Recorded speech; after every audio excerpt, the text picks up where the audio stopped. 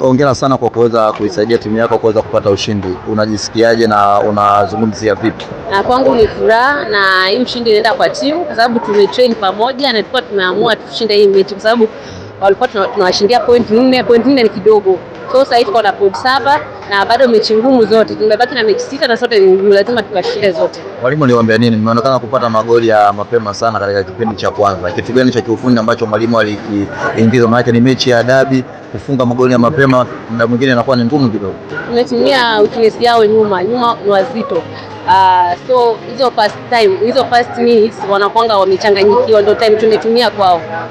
Unajua dakika 15 za mwanzo wanachanganyikiwa. Ndio maana tumezitumia haraka. Ndio, Gentrix kwako binafsi umekuwa na msimu bora mpaka sasa.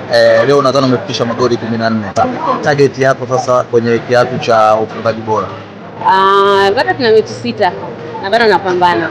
I hope so mechi zilizobaki zote nitashinda. Magoli ya leo labda una dedicate kwa nani? Umefunga magoli kwenye mechi muhimu sana, mechi ya dabi, mechi ambayo ina mashabiki wengi sana wanaifuatilia. Inaenda kwa timu. Timu ndio tumewaka na sisi tumewaka timu. Kuna siri, unajua ukicheza kwenye uwanja wa Chamazi unafunga sana. Ulifunga hapo kwa national team ukiwa mdogo. Michezo mingine iliyokuja kulifunga na leo umefunga. Kuna siri gani ya Gentrix Shikangwa na uwanja wa Chamazi? Au na bahati? Hii uwanja ni yetu.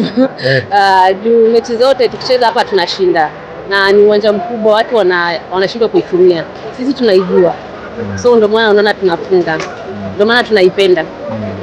Wewe ukicheza hapo ukifunga una bahati nao, maana magoli mengi unafunga sana. Ana bahati sana nikicheza huku Chamazi. Nafurahia sana hata ukisema mechi zetu zinakuja Chamazi mimi nafurahia. Unajua na hapa ndashinda. Chikango ambao 14 msimu huu ana maana gani kwako?